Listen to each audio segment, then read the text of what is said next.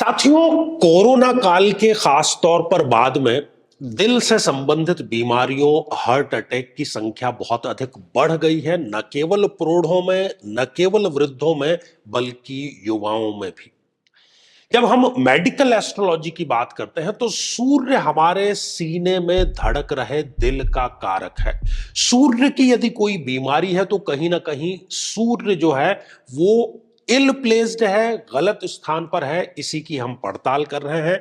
यदि आप भी इसको लेकर के जागरूक होना चाहते हैं तो ये श्रृंखला आपके ही लिए है।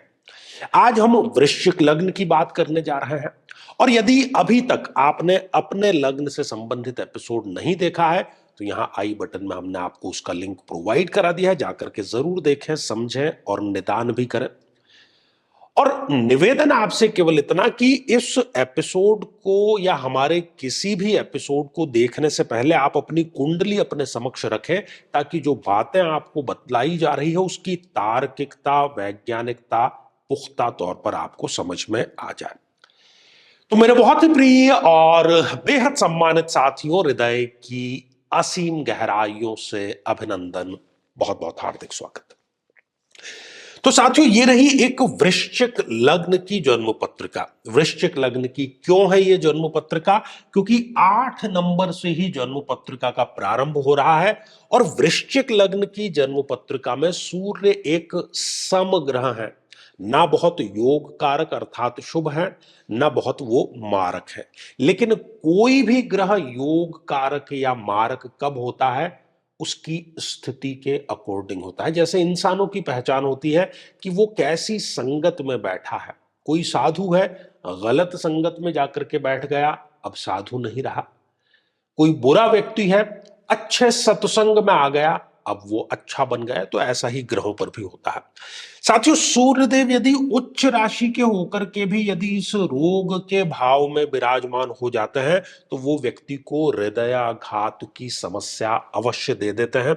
और पेट से संबंधित समस्या भी ऐसे व्यक्ति को बहुत होती है। शत्रु बाधा से भी वो सदैव घिरा ही रहता है।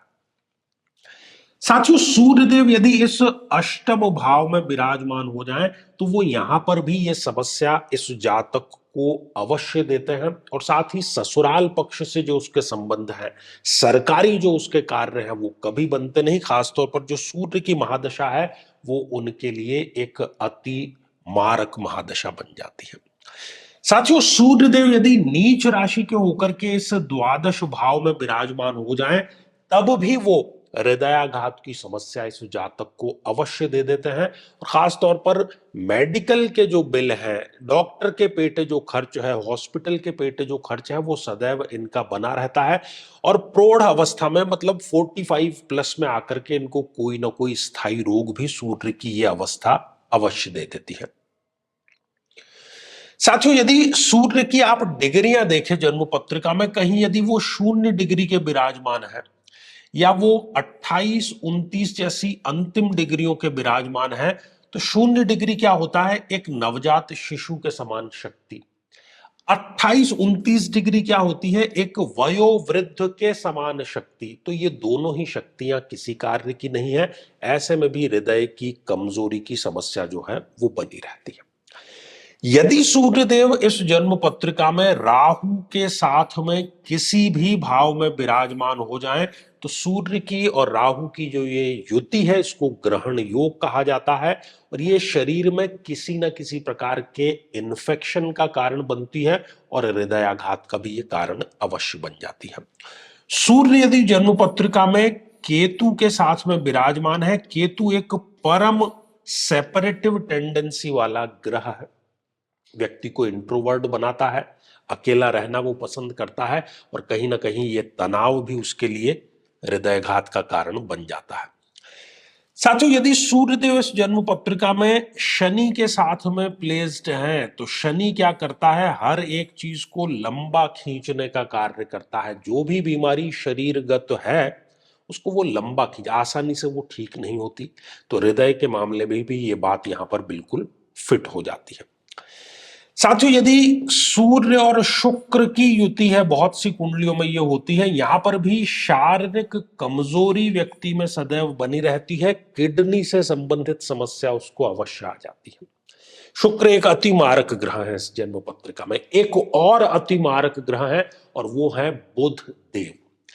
यदि सूर्य और बुध की युति, जो कि अधिकांश मामलों में हम देखते हैं, तो इसमें भी हार्मोनल डिसबैलेंस और त्वचा से संबंधित रोग व्यक्ति को अवश्य हो जाते हैं।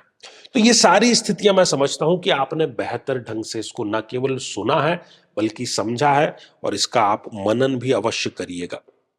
ऐसे सभी व्यक्तियों को चाहिए कि जो उनको महादशा चल रही है, उस महादशा मंत्र की साधना वो अवश्य करें और सूर्य के अभिमंत्रित जल का भी सेवन अवश्य करें।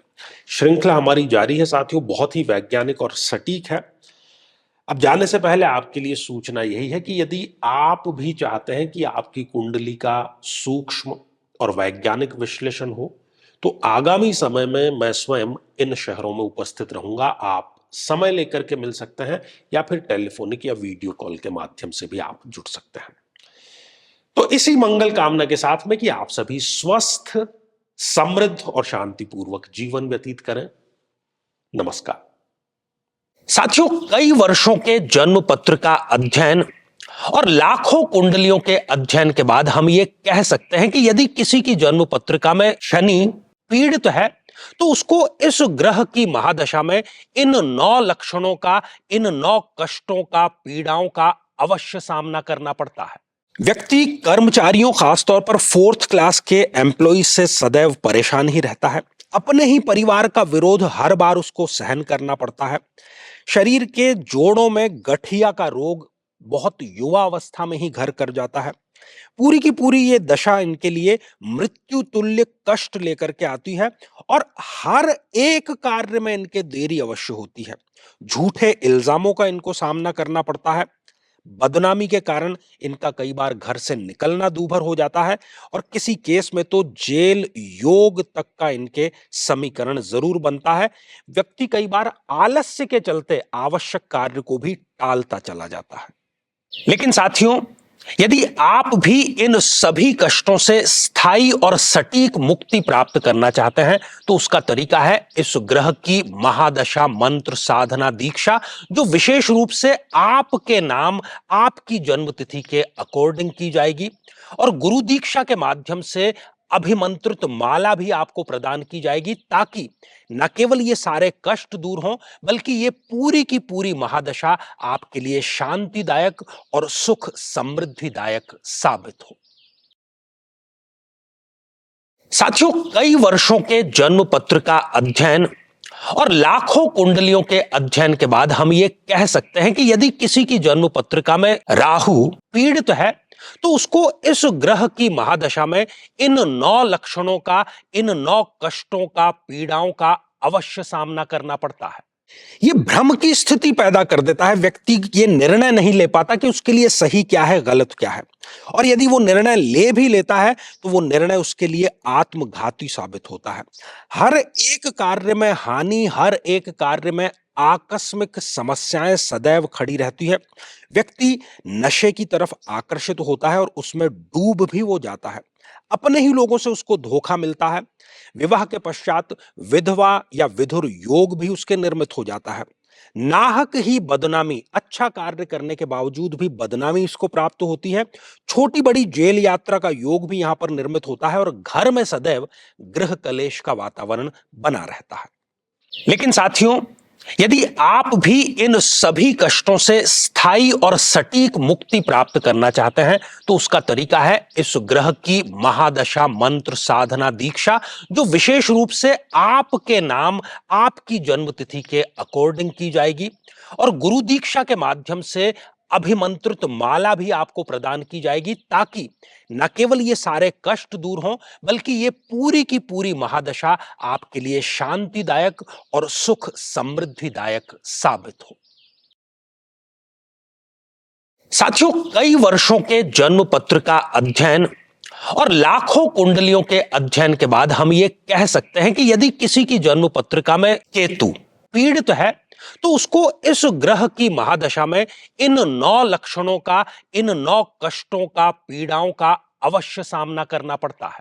किसी न किसी प्रकार की तंत्र बाधा का बना रहना, बहुत आसानी से और बहुत जल्दी नजर लग जाना, त्वचा अर्थात स्किन से संबंधित रोग हो जाना, व्यक्ति का अकेलेपन का शिकार हो जाना, किसी न किसी प्रकार का झूठा कोर्ट केस इन पर होता है, व्यक्ति डिप्रेशन में जाकर के नशे का सेवन करना शुरू कर देता है, कितना ही अच्छा कार्य करे लेकिन उसके पक्ष में केवल बदनामी ही आ जाती है।